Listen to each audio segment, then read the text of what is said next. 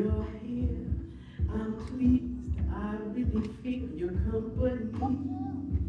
Your style, your smile, your pace mentality. Lord, have mercy on me. I was blind, now I can see what a king's supposed to be.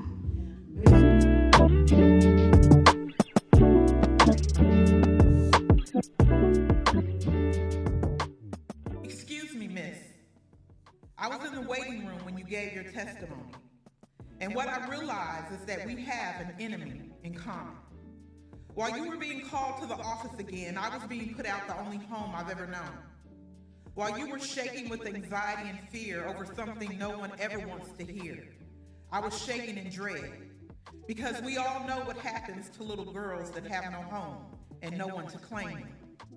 I think our souls passed each other by. See, my soul left me a long time ago in a dingy motel room, ripped away by brutal force. It fled, unable to find its way back home.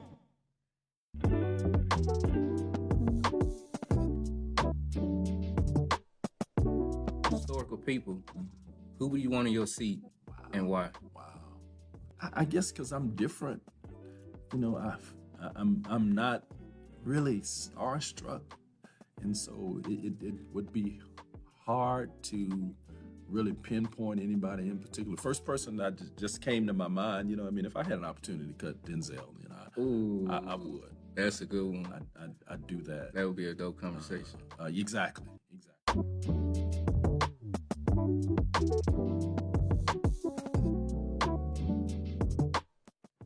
How important is diversity in your work, considering you grew up in a bilingual, bicultural home? Yeah, I mean, I think it's very important. I think at this point, just in society, there's just so much diversity. You know, whether it be in language, whether it be in your upbringing, whether it be, you know, whatever that is. And so I think growing up in, you know, a bilingual household as well as really a bicultural, despite the fact that, you know, my parents are you know, both of Hispanic descent, but growing up in two different cultures of, you know, very traditional values in the home and very different, and sometimes similar values, right, outside of the home, but in different ways, right? Yeah.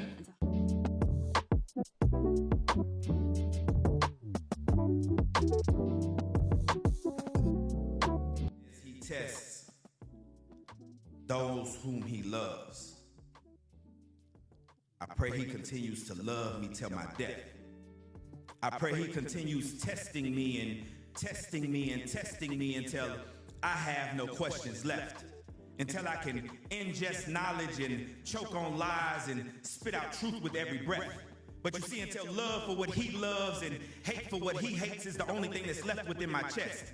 I know that I will constantly fight to love what's right because I was created with a heart that sits slightly to the left. But I'm okay with that. Because I always knew and always know that he knows exactly what is best. You see, he knew that it would only be a matter of time before I would open my eyes and finally realize that I needed to look deep down inside and pull out the divide so that my heart and my mind would collide and learn to work together.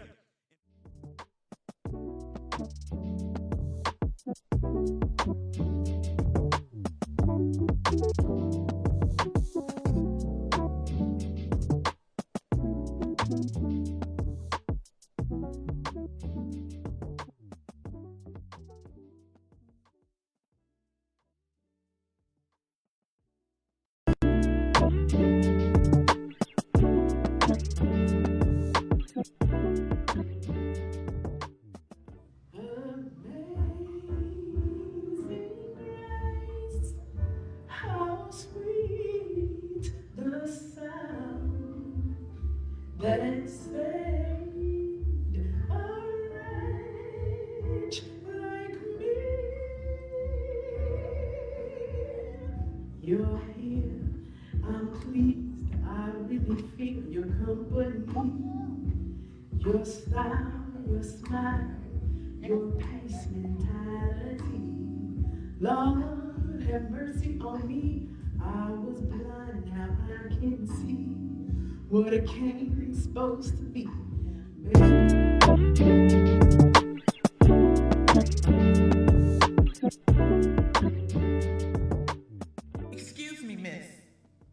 I was in the waiting room when you gave your testimony.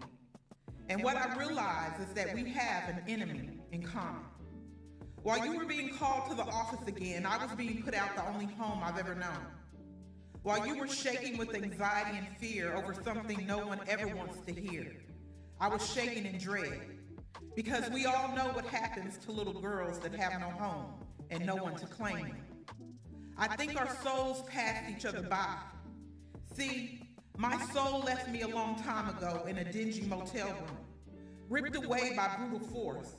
It fled, unable to find its way back home.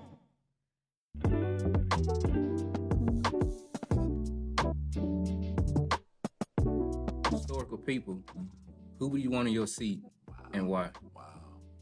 I guess because I'm different. You know, I'm not really starstruck.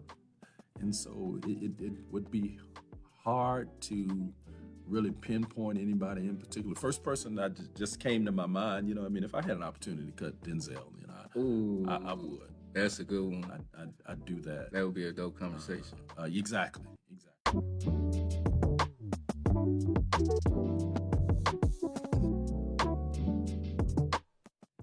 How important is diversity in your work, considering you grew up in a bilingual, bicultural home? Yeah, I mean, I think it's very important. I think at this point, just in society, there's just so much diversity. You know, whether it be in language, whether it be in your upbringing, whether it be, you know, whatever that is. And so I think growing up in, you know, a bilingual household as well as really a bicultural, despite the fact that, you know, my parents are you know, both of Hispanic descent, but growing up in two different cultures of, you know, very traditional values in the home and very different, and sometimes similar values, right, outside of the home, but in different ways, right? Yeah.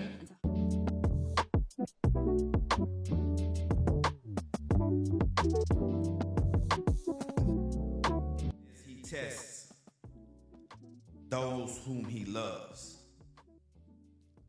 I pray he continues to love me till my death. I pray he continues testing me and testing me and testing me until I have no questions left. Until I can ingest knowledge and choke on lies and spit out truth with every breath. But you see, until love for what he loves and hate for what he hates is the only thing that's left within my chest. I know that I will constantly fight to love what's right because I was created with a heart that sits slightly to the left. But I'm okay with that. Because I always knew and always know that he knows exactly what is best. You see, he knew that it would only be a matter of time before I would open my eyes and finally realize that I needed to look deep down inside and pull out the divide so that my heart and my mind would collide and learn to work together.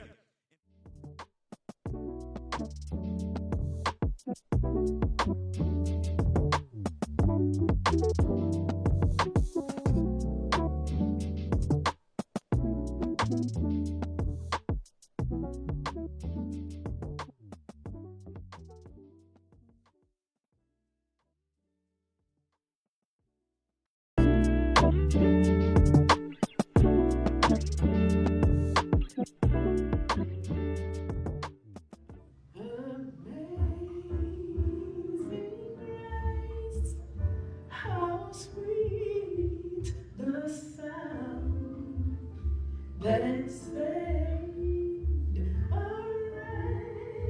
wretch like me. You're here, I'm pleased, I really feel your company. Your style, your smile, your pace mentality. Lord, have mercy on me. I was blind, now I can see what a king's supposed to be.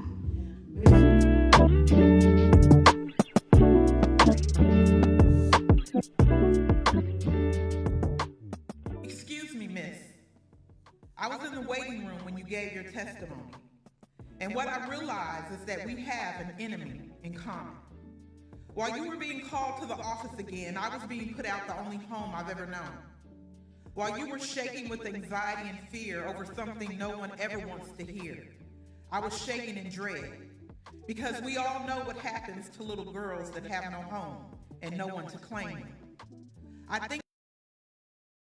What's going on? What's going on, Forest Hill and Everman family? This is your host with the most, Willie Beeman. This is Ordinary Conversations with Extraordinary People. We are here. This is Black History Month. Y'all know we had to have an amazing lineup for you guys. So this is somebody that I've talked offset with prior that I've known from quite some time. We were just chopping it up and didn't realize that we had some similar connections.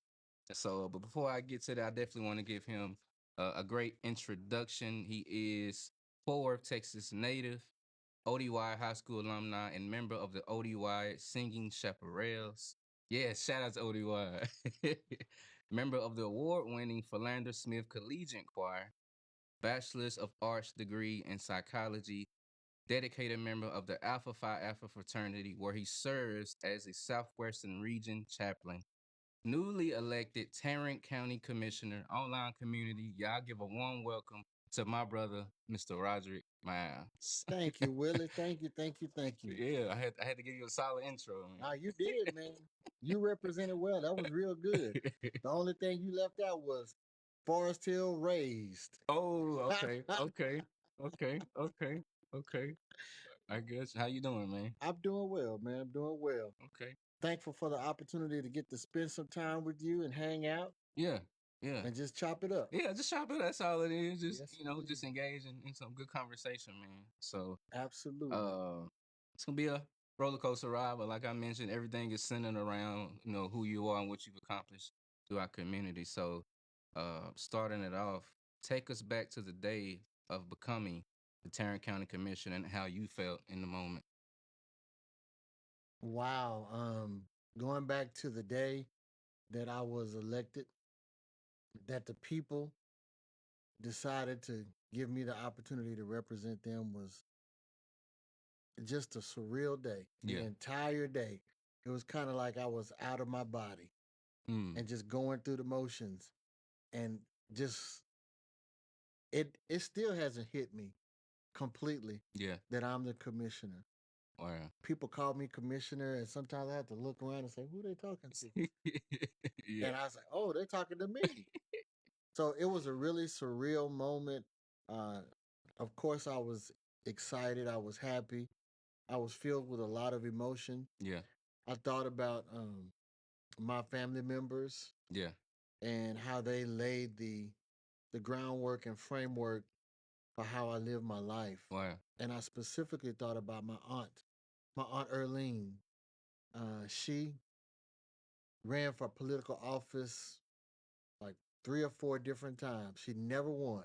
Wow. She never won. But she was instrumental in getting a lot of the African American elected officials in the early 80s and 90s and 70s in some cases, getting them elected to office.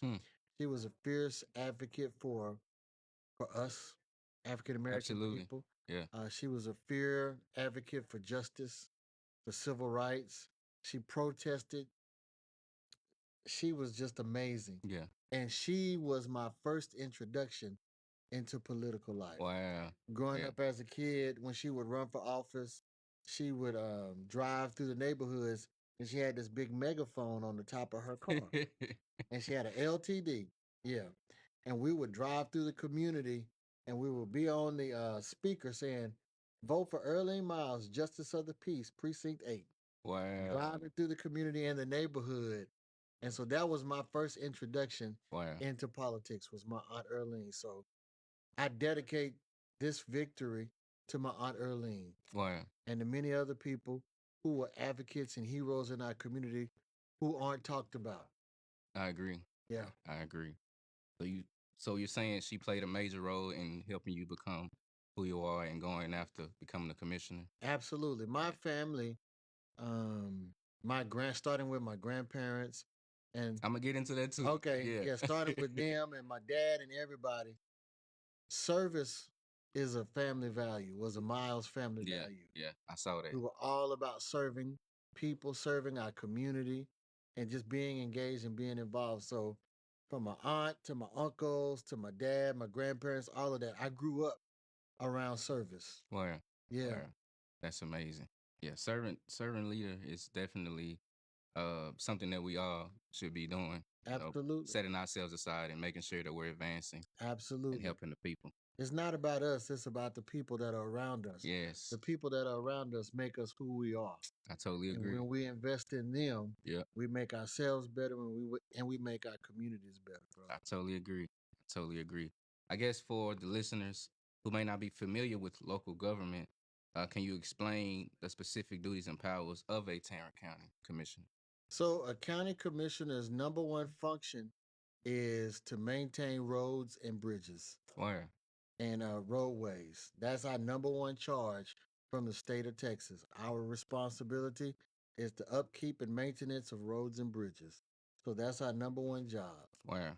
And the other jobs that come along with it are county county commissioners. The court is responsible for setting the county's tax rate. Mm, So we set the tax rate.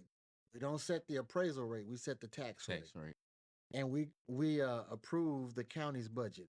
So the Mm, county is made up of many different departments, and we're responsible for setting those budgets mm, and passing them. So some of the departments that we oversee, their budget is the sheriff's department. yeah. We oversee the over JPS Hospital's budget. Where? We oversee public health's budget, all of those things. So county government is basically the local safety net. When people get in trouble or they need some help, the county government catches them and provides them with all of these resources and support systems so that they can get back on their feet. Where? Well, you mentioned the roads and all that. I know. Uh, I didn't grow up in Forest Hill, but I had family and friends from high school who live here, and I noticed the roads back here off of where Chicken Express is. Huh, yes, Wichita. We're working Yeah, actually. Wichita. We're working with the city of Forest Hill to expand Wichita Street, Okay. and we're going to be doing some work in the near future on Forest Hill Drive. Wow. Yep. Yeah. I'm definitely looking forward to that. What experience or skills do you bring to the position that will help you effectively represent the people of Tarrant County? What are your skill sets that you feel? Um, my skill sets are I'm a good listener. I've That's learned how important. I've learned how to Jesus. be a good listener Yes, Lord. over my time and experiences in life, but specifically my time serving as the executive administrator of programs and outreach for Commissioner Brooks. Yep. I'm gonna get into that too. Yeah, so I've learned Yeah. how to sharpen my listening skills Wow. because there are three principles that I live my life by, and they are people desire and need to be seen, Hmm. to be heard, and valued. So when I'm with somebody, I'm present in the room with them, and I see them. And when we talk and engage in conversation, I make sure I hear them. That's I want so people good. to, once you've been in my presence, I want you to say, man, I felt like he really saw me. He really genuinely wanted to get to know who I was as a person. And then he heard me. Because when you deal with the public and the community, sometimes there are issues that they're dealing with that are so pressing that it causes them to respond in a way that's passionate or it could be perceived as negative, Negative, yeah. True. right? So when they come in and they got an issue, the only thing that's on their mind is getting their issue resolved, and they want to know why you haven't been able to do it, what you do, what you're gonna do, how you gonna help me. So you got to look beyond and Yeah. hear beyond the language that they It's so use, good. the way that they look, and all of that kind of stuff. And you've got to hear what the real issue is, Mm, so that you can try to meet that need. that's good. So whenever you in my presence, you're gonna feel like you've been seen. You're gonna feel heard, and you're gonna leave feeling valued. Wow. Because at the end of the day, Willie, even if you can't provide the answer that people are looking for, if you take the time to just see them and give them the space to be able to articulate and share whatever Well, they got going on, yeah, yeah. and you make them feel valued, they'll be okay with it. They may not like it, but they'll be okay with it because you actually saw them. Mm, And I think a lot of people in our community are discouraged by elected officials because they don't feel like elected officials really care about them and are concerned about their issues or really see them and value them. I remember one time when I was going through my election process, The Lord told me, spoke to my heart and said, I called you to do this work because I need my people to know that they're seen, that they're heard, and they're valued. They need to get hope back into the people that represent them. Right. They need to feel like I am important. Everybody wants to feel important. Everybody wants to be heard. Yep. Everybody wants to be seen and valued. And there are so many times when people look beyond folks because they don't come from where they come from or they're not at their socioeconomic status. So you feel like they're disposable. But nobody's disposable. Yep. Everybody has value and everybody needs to feel like they're important. I totally And what agree. their issues are, that they matter to somebody. I totally agree. I've always heard the phrase of meeting people where they are. Absolutely. Yeah, meeting people where they are, because just because a person might not be on your level, that does not mean that you should throw them away or neglect them because That's they're not where you exactly are. right, brother. So You got to meet the people where they are. How can you help them if you don't spend time with them? yeah, So that's the other thing that I think that I bring to this office is I'm a man of the people. I'm in the community. I was working in the community before I ever started working that's where it for starts. Commissioner Brooks, Yeah. right? I was in the community when I was cutting yards for my daddy, Yeah. for rent houses, when I was repairing houses for my grandfather. Wow. I was in the community. I've grown up in the community. This community raised me. Yeah. Yeah. It makes sense. It takes me to David. Even before he became king, he was already Absolutely. attending and working in the field, That's exactly working right. with the sheep before he That's even got to exactly that right. to that title. So Yes, you're right. sir. One of my phrases that I use all the time is "be found working." Mm. Leadership finds the one who's working. Yes, I did see that on. Yeah. Yes, sir. I totally agree. For you, describing your own words of what the city of Fort Worth means to you. The city of Fort Worth means to me one word: is home. It's home, and it has been a I don't want to say a father figure. This city has raised me. There's so many people in this city who have had a hand in my development.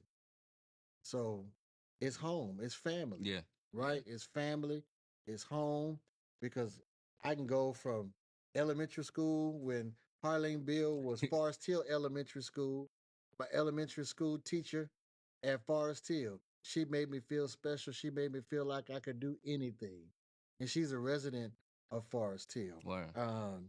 Going to middle school, I remember being at Forest Oak and Glen Crest. Yeah, I know You middle know, schools. absolutely. Yeah. And I had teachers at each one of those places that poured into me something that made me who I am. And then when I was at ODY with Miss Kelly, Yes, it's the singing Kelly. chaparrals, Yeah. so much investment was made into me by those individuals.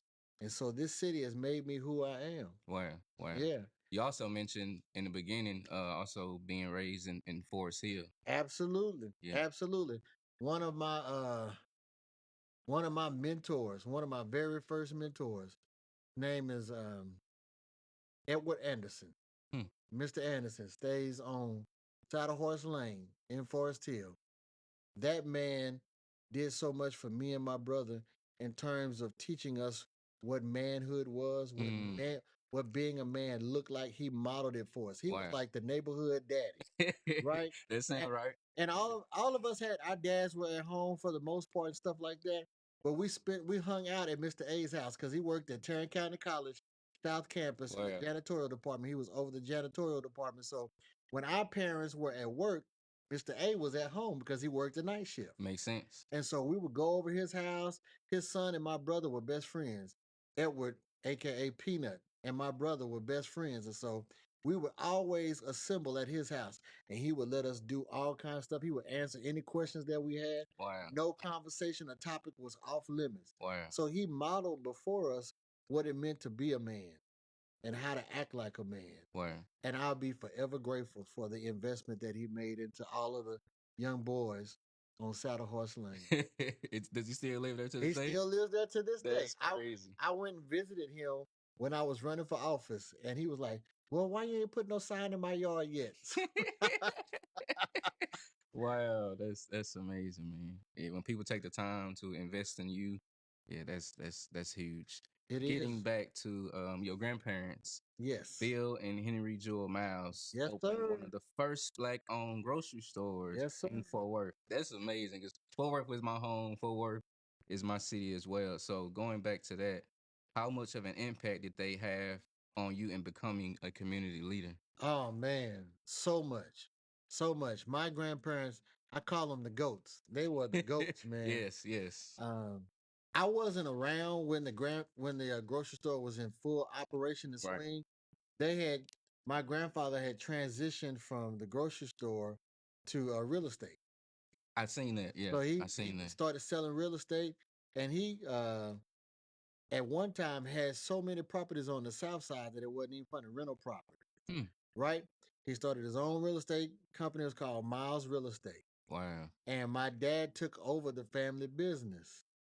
And he started, he just branched and expanded the real estate company. My grandmother was the first African American woman notary in the city of Fort Worth. Wow, that's People would huge. come to my grandparents' house. It was traffic in my grandparents' house all the time. People were coming to get documents notarized, That's crazy. all kinds of stuff, man. I remember my uncle and my dad and them would tell me how the grocery store actually started out of their house. Wow. People would come to the house and have a need, and they would freely give it to them. And so they started doing business out of the house. Wow. And it got so big to where they had to go and buy Yeah, their own yeah. store, Brick and right? mortar. Yeah. Yeah, man. So they were amazing. I remember growing up as a kid, I would ride with my grandfather to collect rent. That's crazy. I would ride with him to collect rent, man. And I remember times when people didn't have the rent where he would say, "Don't worry about it. We'll take care of it. We'll figure it out." And he would work with people, man. He gave people the opportunity to have home ownership and things of that nature. So that example in front of me growing up taught me the value of looking out for people, Wow. to taking care of my own. Wow. Wow. That's amazing. What values and principles did you gain being raised by your parents, Roderick Miles Sr. and Linda Miles Harding? Oh wow. The values I learned the value of hard work. Um, I learned the value of dreaming. Yeah. My father was a dreamer. My father started out professionally as an electrical engineer. He was one of the first African American men to graduate from Lamar University back in the 60s with an electrical engineering degree. Wow. And he came here and he worked for GE, General Electric. General Electric. Yeah. Yep, you remember Yeah. General I Electric? remember General Electric. He worked for General Electric, and he was only there for a short period of time because he was like, man, um, I don't want to do this forever. I want to take over my dad's real estate business. But even before then, I remember General Electric told him, said, we've got a financial package for you to help you move and stuff like that. You can pick any neighborhood that you want. And they were telling him, you might want to live out here. It's more affluent and da da da da da. And you know what my father said? He was like, nope, I want to live where my people are. Wow.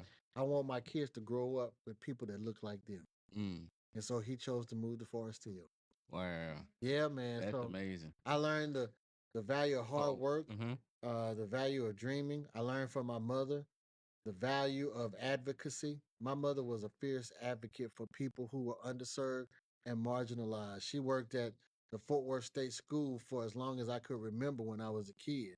And she worked with the mentally retarded population, and she advocated for them. And once she left there, she went to work for the state of Texas. And she was a fierce advocate.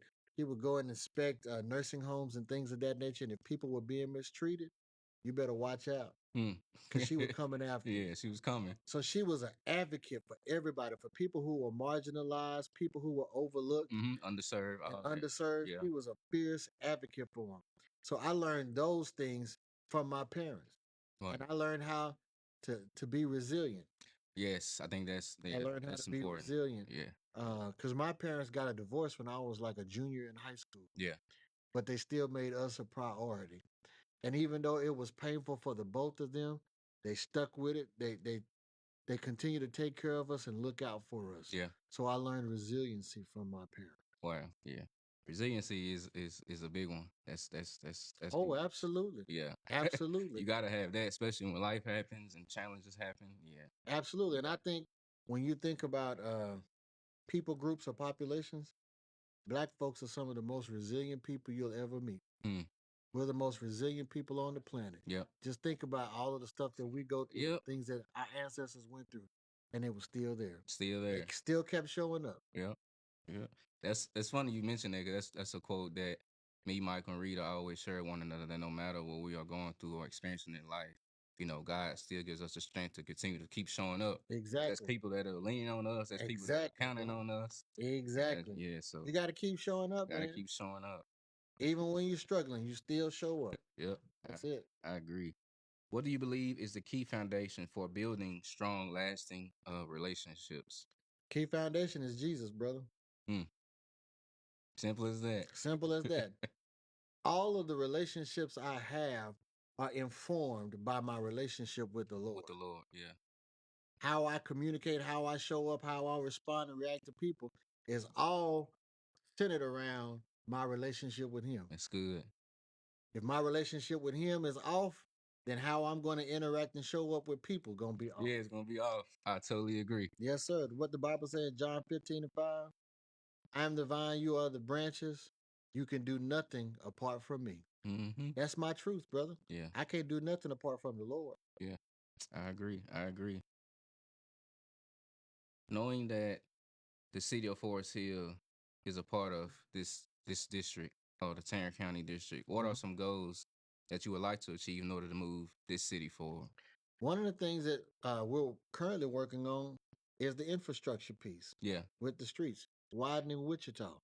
Wichita needs to be widened because the roads are being inundated with 18 wheelers and heavy trucks and things of that nature. So they break down the roads and it affects the waterways, like flooding, and it just affects the quality of life because people get stuck in traffic.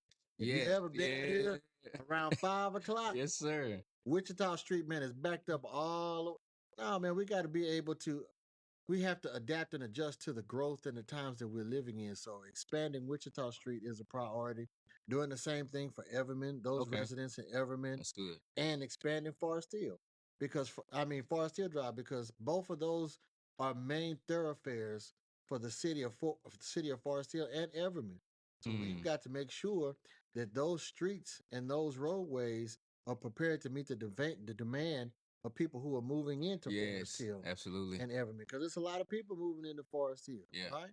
There's a lot of people that are moving into Everman. Everman. There's a lot of development that's happening there.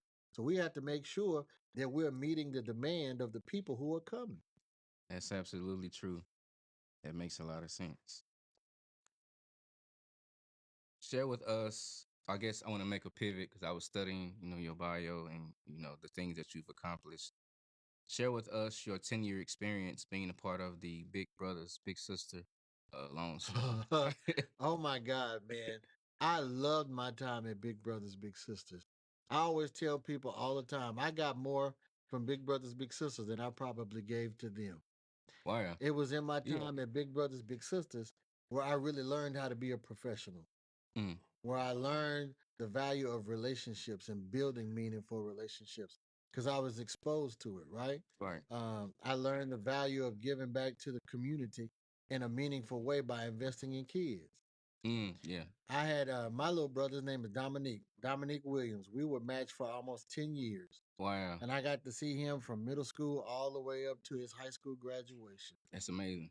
And I learned so much just hanging out with Dominique. Yeah. I really did. So I got more from them than I think that I gave to That them. you gave to them. Yeah. Honestly, I did. Wow. Do you still keep in contact with I do. Mr. Williams? You know, he's a music producer now. He Wow. does music, right? That's cool. So the way I live my life and the stuff that he does, they don't always kind of connect or agree. Yeah. So I think he kind of keeps away from me. Like I don't want my big bro to see this or know this. But I'm cool with it. Whatever you want to Wherever do, you I'm at. cool with it, Yeah, you know. facts. But we stay in contact periodically. I'm close to his mom and his stepdad and That's all of good. that. Yeah, yeah, yeah. That's good. So working for Big Brothers Big Sisters, I learned how to network. That's important. I learned Networking is the important. value of Networking. networking and again the value of relationships Yeah. and how relationships are the currency that drives the world. Ooh, I love that. I Yeah, love that. relationships are the currency that drives the I world. love It's that. all about who you know, the connections that you have. And I was able to develop that skill set while working at Big Brothers Big Sisters. Wow. Yeah, Man, man. that's it's crazy you say that because there's a quote that I always hear. You never know what bridge you might have to cross because if you burn that person before you get to the bridge and you just lost their relationship. Lost the relationship. Yeah, so I definitely agree with that. Life is all about All relationships, about brother. relationships, It's man. all about how you manage your relationships, how you take care of them. Yeah, Don't abuse them. Don't use them. Make sure that you're giving to them just as much as they're giving to you. yeah, yeah, absolutely.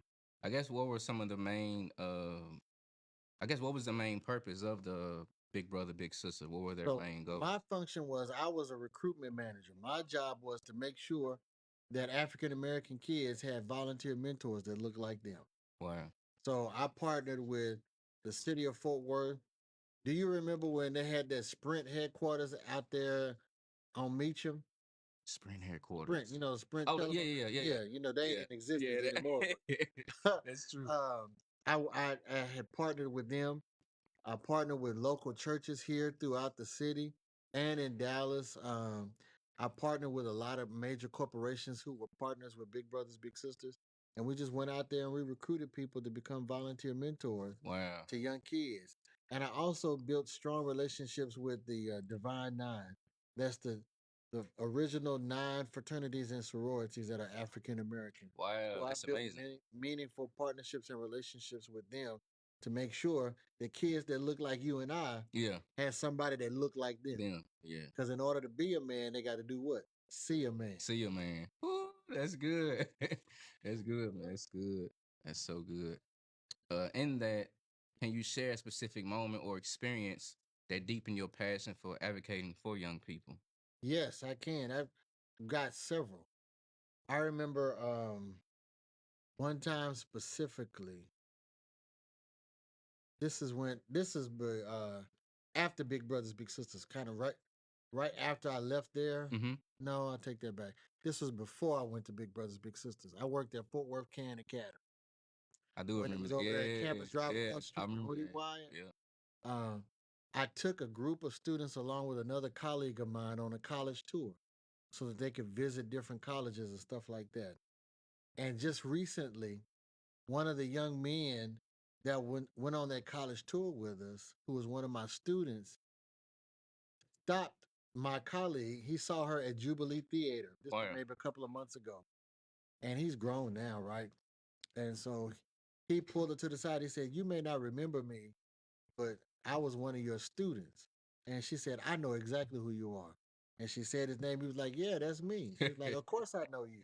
And as they were talking, he said, "I just wanted to personally say to you, and if you're still in contact with Mr. Miles, tell him y'all changed my life. Wow.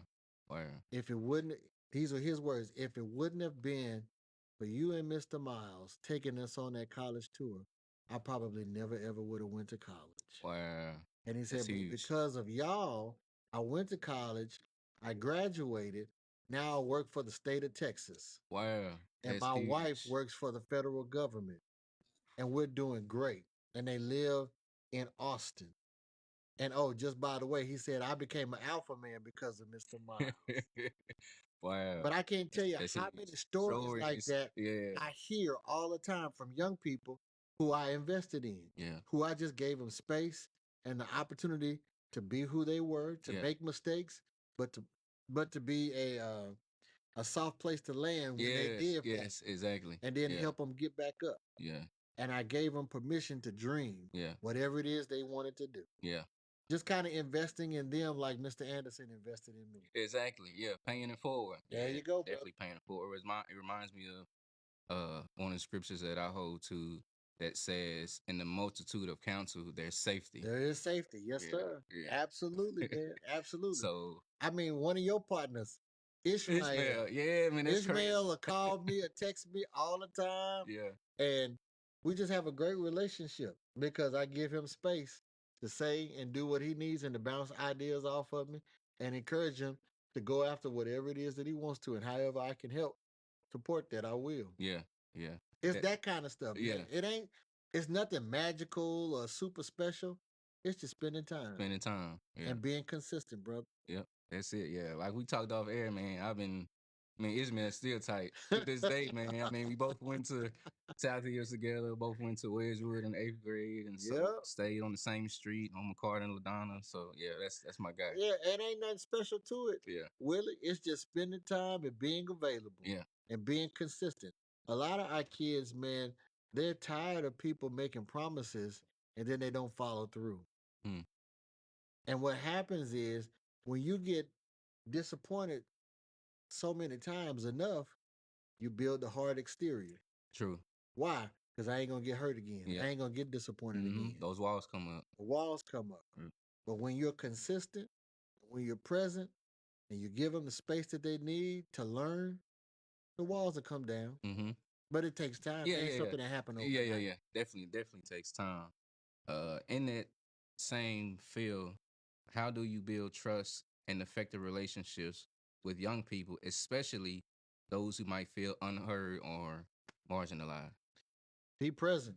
Be consistent. One day at a time. Yeah. Yeah. It don't happen overnight. And if you think it's gonna happen overnight, if you think they're gonna tell you everything about their life after a couple of encounters, that's unrealistic. It ain't gonna happen. Nah, it's not gonna happen. Because it didn't take them overnight to get to where they were, to where they are. So it ain't going. It's going to take more than just overnight to get to where they need to be. Yeah. But you just got to keep showing up. Bro. Yeah. Keep showing up. Be consistent. Be available. And however they respond and react to you, don't take it personal because it ain't personal. Yeah, it's not personal. It's I really agree. not. Yep.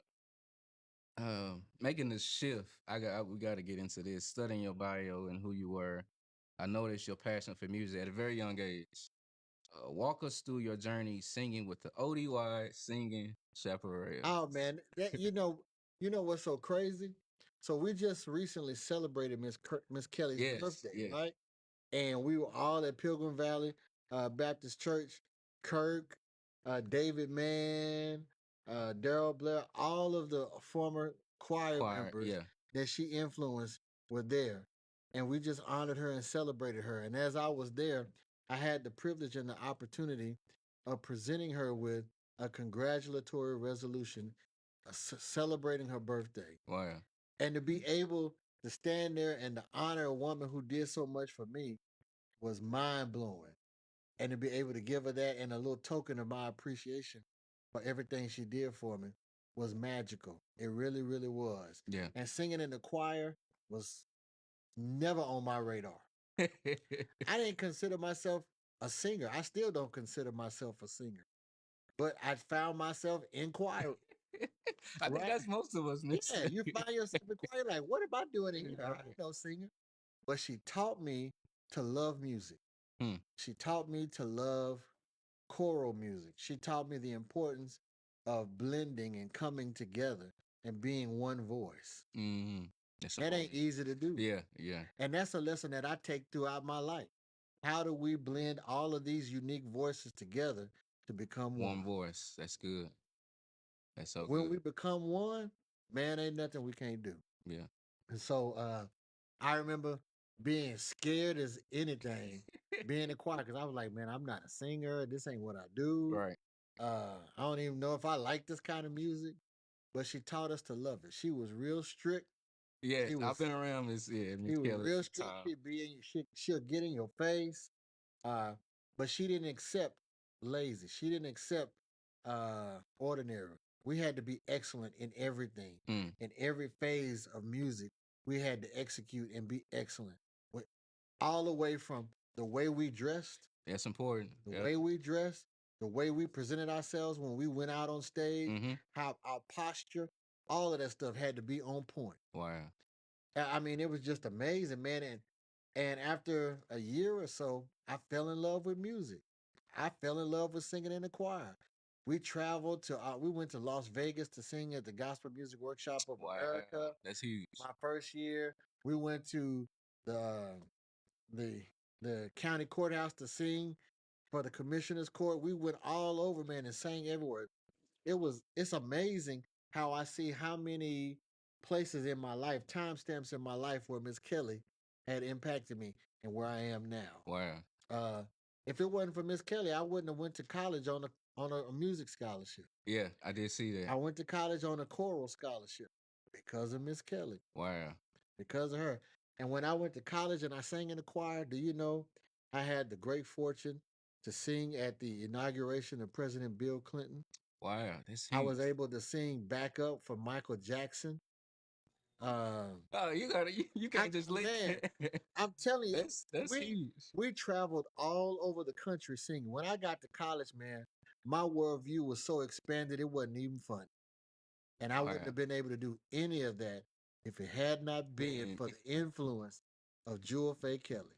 wow. Yeah, man. That is huge. Yeah, man. That's huge. Yeah, I did quite a bit of stuff growing up. I mean, in my young adult years, I did quite a lot of stuff. I would have never known. That's amazing, man. I don't go around bragging about that, but that was my experience. Experience, yeah. And that was afforded to me because of Miss Kelly, man. Yeah. It's a trip. I guess to stay in that vein, who are some of your I guess favorite gospel singers? Oh man. You know, Kirk Franklin got to be up there at the top. Of course. He's a legend. BB and CC Wine is some Yeah. of my favorite, man. Daryl Coley. Oh, when Sunday comes. Man, he's preparing me, bro. That's one of the songs that I love by Daryl Coley. I'm gonna look that one up. Oh man, that's a good one, engineer. Yeah, see, Troy even tells me. Yeah, engineer man. say yes. I'm gonna look that one up. Who are some other good ones? I like John. What's the guy's name? John P. Key. I love John P. Key. Absolutely, yes. Man, let me look at my phone. Pull up my little old playlist.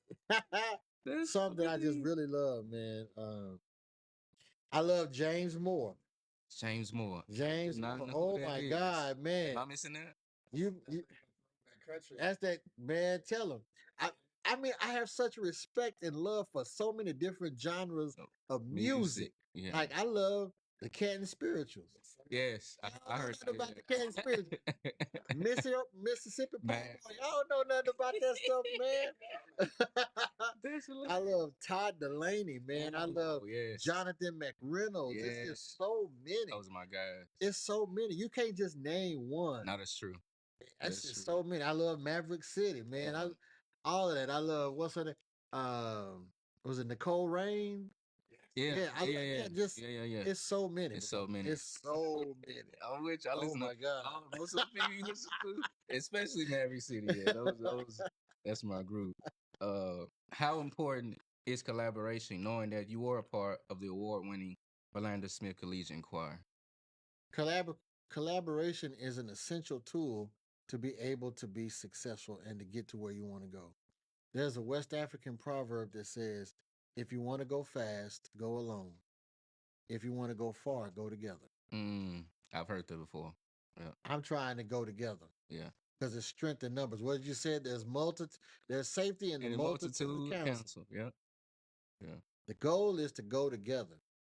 It is not to go fast and go by yourself. Because when you go by yourself, you limit your ability. But when you go together, you maximize your strength. I agree. Yeah, we can't walk this walk by ourselves. You can't. We were not created to live alone. Yeah. We were not created to go through life by ourselves. Yeah. The Bible says that we were created for koinonia, which is community. Community, yeah. Forsake not the what? The assembly of yourselves together. Yes, sir. We were meant for relationship. We were built and designed for relationship. Yeah. Remember? My relationship with him directly influences or is communicated through my relationships and how I relate to other people. I agree. Life is all about relationship. We were not meant to live alone. Yep. Or to do life alone. I tell my young frat brothers all the time, we do life together. Yeah. Our commitment is to live life together in community. Yeah. Not separated. I totally agree. To pinpoint that, it wasn't in my question, but I kind of want you to share with those who are watching. We on camera too. Yeah.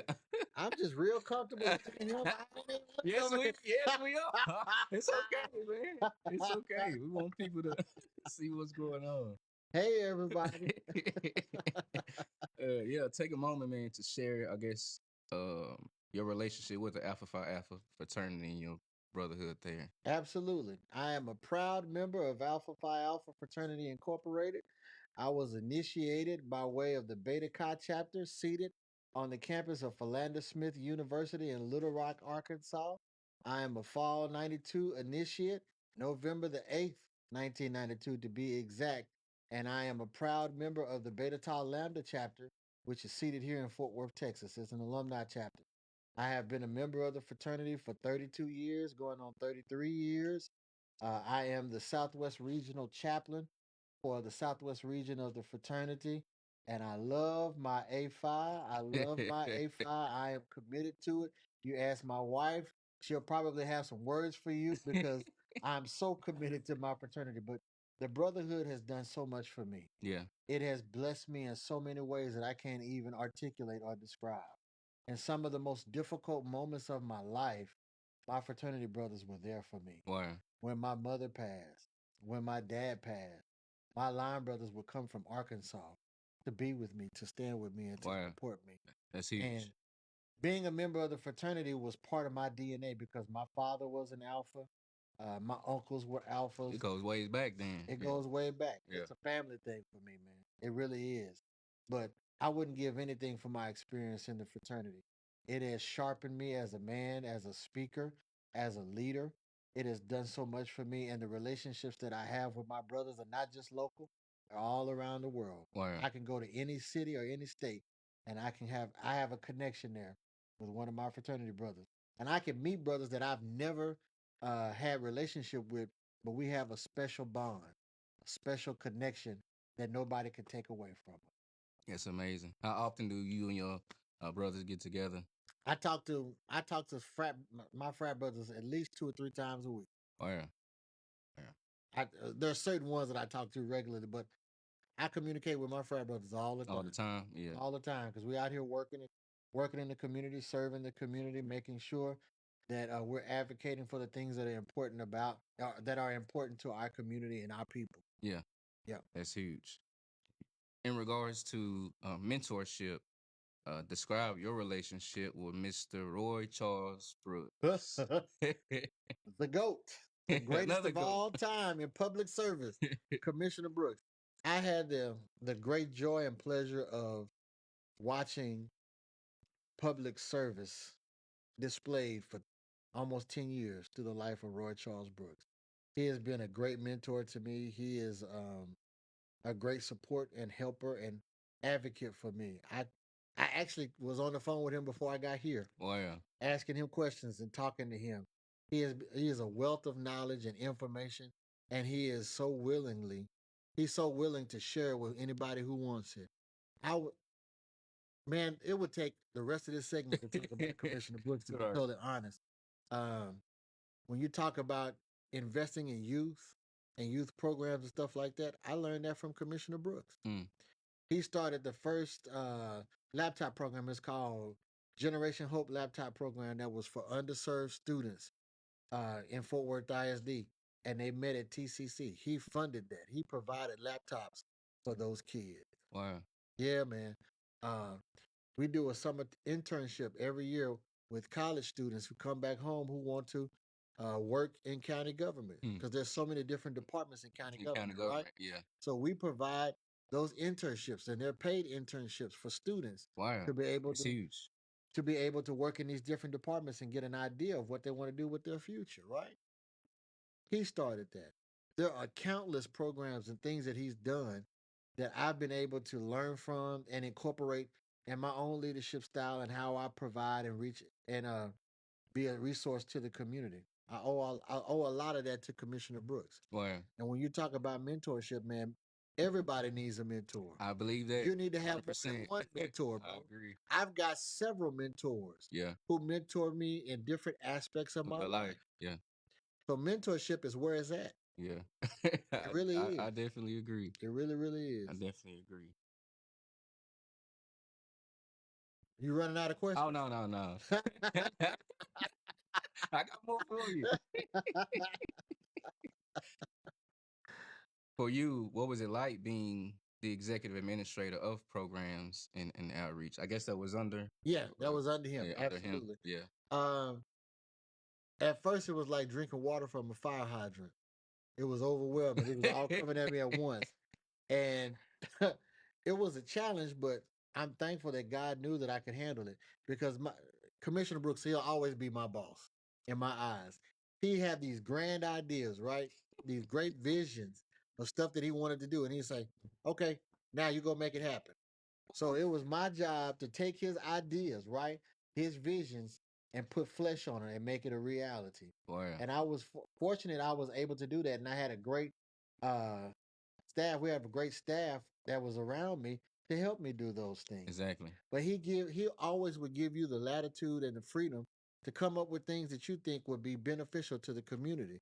So we had that, and it just gave me an opportunity to really engage in the community more, to be a part of the community, to go to community meetings. He would send me out to do all of that kind of stuff. Wow. But it helped me to make connections and build relationships going back to what in we've the been talking about. community. Yeah. And so when I ran for office, it wasn't that hard or difficult because people saw me, people knew me. When there was a tragedy happening in the community, me and Commissioner Brooks were there. We stood in solidarity with people. So that made people more comfortable and familiar with me because they see me Wow. for years, right? So I owe him a lot, Yeah. especially being the new commissioner. Yeah, exactly. Yeah. I owe that to him, man. Wow.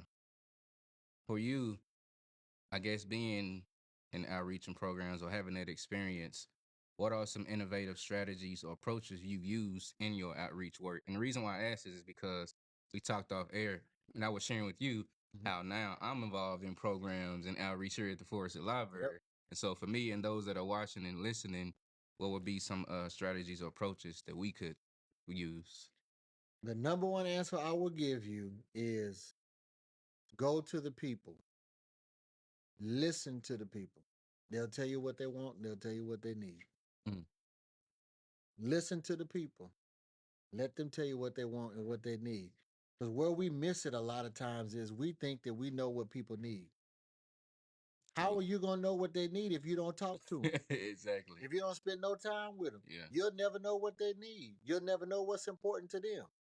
Go and listen and do what the people tell you. I'm with it. I believe I became a great listener over my 35 years of life. So yeah, That's it. Remember, listening is the key, man. it's the key. It's the key.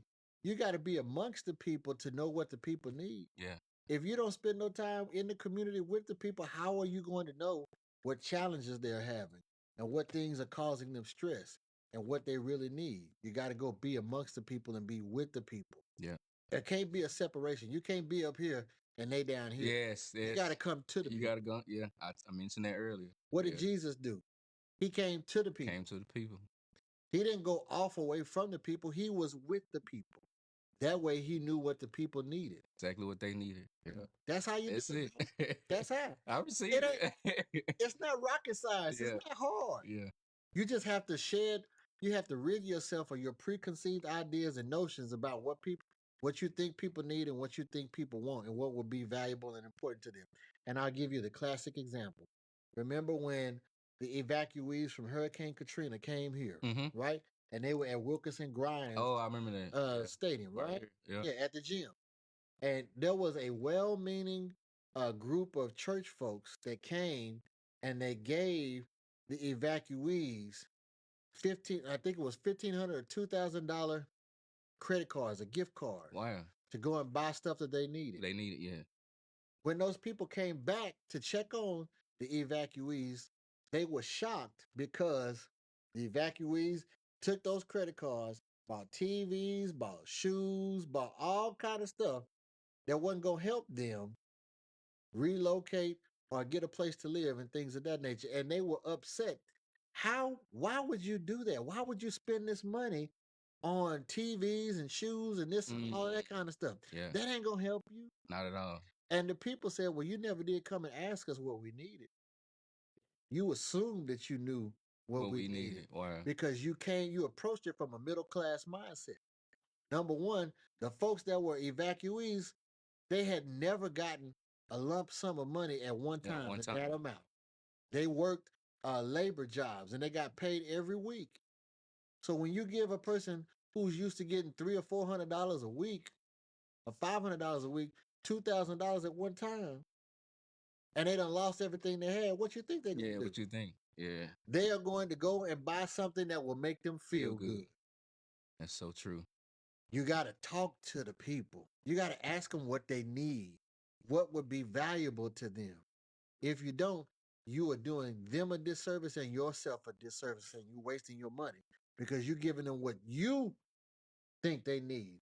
You're basing how you respond and react on what you would do if you were in If in that that situation, situation, that's good. right? Yeah. But you never talk to the person that was actually in the situation. Wow. That's good, bro. That's good. I want to make a transition. I know you're a man of many hats. Many hats, but this is a great one for you. How did your perspective on life change once you became a father? Oh my God. Um, wow. I was just talking to somebody the other day about when I became a father for the first time. I can see it as clear as day. My first daughter was born, and I had the privilege of cutting the umbilical cord. But when I did, the blood splattered on my shirt and stuff. And my wife said, "Babe, why don't you go home and change clothes, take a shower and stuff?" Because I had been there all night, and I did. And when I got in the car, I just broke down in tears. Mm. I was so overwhelmed with emotions because I was like, "Oh my God, I'm responsible for a whole life now." Yes, yes, sir. Right? I'm responsible for a whole life. Yes, sir. And I was just overwhelmed at the thought of being responsible for a whole life. And I was like, "God, you're gonna have to help me. Mm. You're gonna have to help me. I can't do this by myself. I don't know what to do."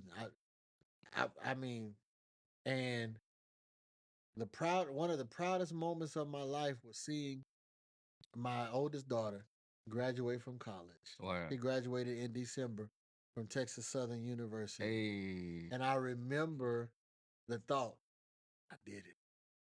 I did it. Wow. I didn't break her. I didn't damage her. I did it. Wow. She graduated. That's So huge. being a father is probably the greatest gift God could ever give me. Mm. My wife and my children are the greatest gifts to me beyond the greatest gift, which was salvation.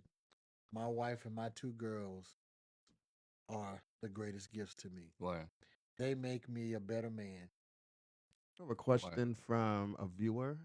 Wow, we got a question from Oh yeah, the audience be tapped in, brother. Audience be tapped. The library is currently in preliminary phases of expanding our facilities to offer additional resources and shape in space for the community. Our concert last year was the first of several planning fundraising events. Are there any grants or funding initiatives available through Tarrant County that we could explore? There are not necessarily grants through the county, but there are funding mechanisms that we can explore. Yes, to answer that question. Um, each commissioner is given a certain amount of money that they can use at their discretion Right. to support groups, nonprofits, and things of that nature. So I have some discretionary money in my budget that I would be willing to have a conversation with the library leadership and making a donation to renovation projects and things of that nature. And there's money that's outside of the county that the state offers and things of that nature that we have access to that we can make connections with and help fill out grants. Or just, well, I won't say we're not going to fill out the grants. We will walk with you as you do complete the Right, grant. right. The process. Yes. Great. Another question is what grant opportunities do you know that are available to help this library? I don't know any off the top of my head, but my staff and I, we will partner with the library to come to look for some, to research and find some if there's anything out there. Most grants have like unique niches or purposes for their dollars. Right. So we just have to find some that are centered around education or library services and things of that nature. Makes sense. When it comes to your current position How important is it for you to not only be in the face of the people around election, but to stay current and stay up to date with the community instead of just waiting until I need you right now? Absolutely. My commitment and my goal is for the entire time that I'm in office is to be connected to the community, to be on site, to be in the know with what's going on in the community. It's not it's disrespectful in some ways only coming around the community when you want them to vote for you. Again, to the point that I made, how do you know what people need if you don't spend any time with them? Right. So you got to be with them and spend time with them year round because things change from season to season. Needs change. What was a need in February may not be a need in August. There may be a different need. But if you're not staying connected with them, how do you know what the need is? And so my staff and my commitment is to be engaged in the community year round, every year. And it's funny because I just had my staff retreat this past Friday and I shared the vision with them. And one of the things that one of the vision items or one of the priorities is making sure that we have a strong communication strategy so that everybody in the community knows what's going on Right. in the precinct and knows what our office is doing. We are going to do what we call what is it, the Miles Road Tour. Something I can't remember the cat. They got a catchy name for it. But what it is we're going to go throughout the precinct and in each community, and we'll have listening session Wow. where we'll just come and it's not going to be us talking, it's going to be you talking to us. And we are going to be cataloging everything that is said and shared with our office at every community, every city within the precinct. And we're going to take all of that information and we're going to synthesize it down and we're going to make our priorities based upon the feedback and the information that you give us. We're coming to you to hear what you need, to hear what you want, to hear what's important to you, and we will build out our priorities around that. And then we will create our website or update our website to have a dashboard. And in that dashboard will be those priorities. And you'll be able to see, hopefully in real time, our progress on each one of those things that all of the community members said was important. You'll be able to see where we're succeeding, you'll see where we're stagnant, and you'll see where we're not doing what we need to do. And then at the end of the year, we'll take all of that data that we put out there and what we saw and our results, and we will give ourselves a scorecard, right? Mm, We'll say we that's got an good. A, we got a B, or this, or whatever. And then we'll also go back and say, okay, why were we weak in this area? What were some of the deficiencies? What were some of the challenges? And how can we address those things? And we'll come back to the community and do the same thing all over again. You will be the ones that set the priorities and the framework for how we service our community because you are the community, not us. It's you. This seat does not belong to me. Excuse me. This seat does not belong to me. The seat belongs to the people. And so the people need to have a voice. In the grand scheme of things, throughout your time in office, what is the biggest thing you want to say leaving out that you have accomplished? I want to say I made life better for people. I made it better than I found it.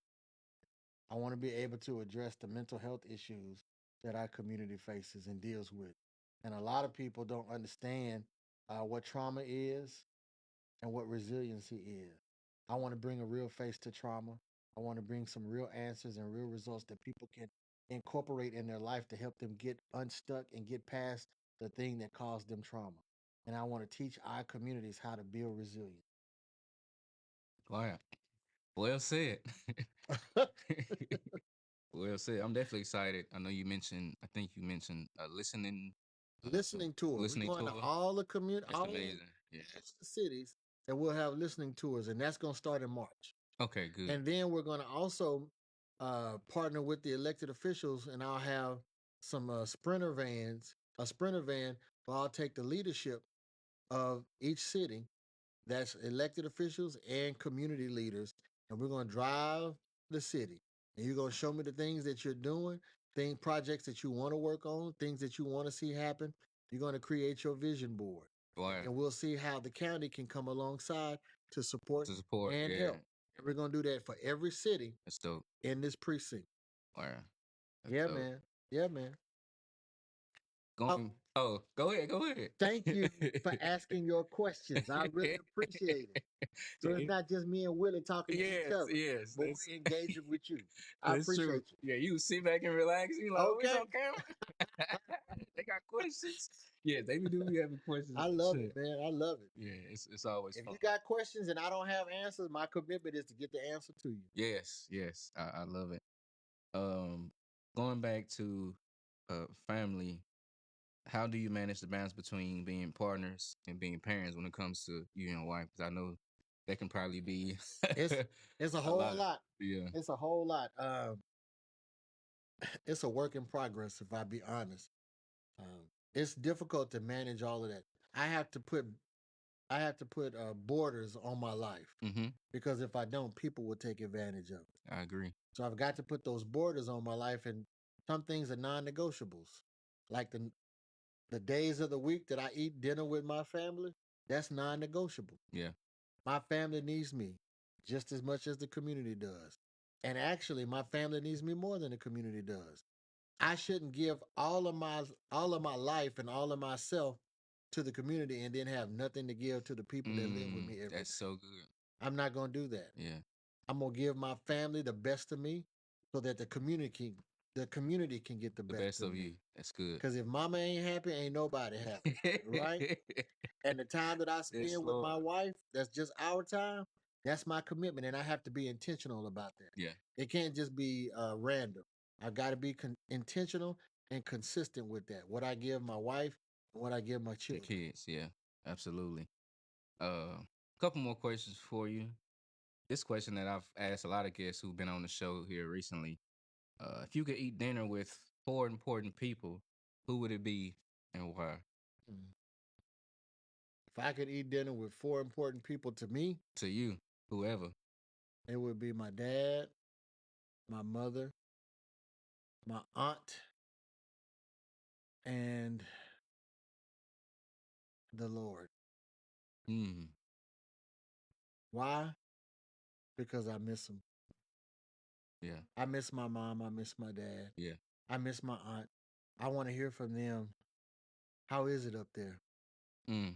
What are you doing? What is life like in heaven? Wow. That's huge. And to just be with Jesus, that's self Yeah, explanatory. that's self. Yeah. I'm with you on that. Again, from another viewer, congratulations on your achievement. It is well deserved. You're stepping into a significant role with considerate challenges and expectations from the communities that you serve. The concept of listening tour sounds promising. Do you believe that this initiative will involve the community in forming focus groups to assist your team in implementing changes? First off, thank you. I appreciate that. Hopefully, I got your vote. Um, I think having focus groups from the community is a great idea to help us to actually operationalize the goals and the initiatives that we have in the county or in my office specifically. So I would definitely be open to creating focus groups. And actually, I am. So I'm going to have what we call policy advisory councils that are going to touch different sectors of priorities that I think are important to our community that I've gotten feedback from. And I would love to have members of the community to be on those policy councils, those advisory councils, to educate us, to inform us of what's going on, to understand the trends and things of that nature. So there will be opportunities provided to the community for constant and regular community feedback through those advisory councils. Well said. My last one for you to put a wrap on everything we just Put a bow on it. put a bow on everything we talked about, man, because you are a man of many hats. What advice would you give someone who's stepping into a leadership role for the first time? My advice would be to get you some mentors, Mm-hmm. some coaches, people to kind of help you to sharpen your leadership and your development skills. Um, those I have mentors who help me with this. I have a couple of advisors that I go to who have actually in the spaces that I'm in now, Now, right. and they have demonstrated ability and have a level of success that says that they're experts. And so I have those advisors and those mentors who are always constantly coaching me. That's The good. other thing that I would tell you is to be open. I agree. To Yeah. be open. And Yeah. the third thing that I would tell you is get comfortable with being uncomfortable, because the higher you go, the more uncomfortable it will become. But that uncomfortable thing is what will propel you to be the best version of yourself. Man, that's so good. That's how you put it on. Well, this is Ordinary Conversations, man, with extraordinary people. And I tell you, we have had a plethora of extraordinary people on our show and on our podcast. We appreciate you, Mr. Roger, man. Yes, sir, my friend. Being on our show, man, and kicking the month off for us in regards to Black History Month today was amazing, man. I learned a lot more about you outside of what I already knew, and so Good. that's great, man. I'm definitely cheering you on. I'm Appreciate supporting. you. I continue to pray, that Thank the you. Lord leads you and gives you the Yes. wisdom, the clarity, Yes. not just you, but for your team as well. Absolutely. So, that's it, y'all. We will see you guys next Wednesday at 12 p.m. with my girl Adonis Wilborn, spoken word Right. artist out of Dallas, Texas. We'll see y'all soon. Peace. Take care. Peace.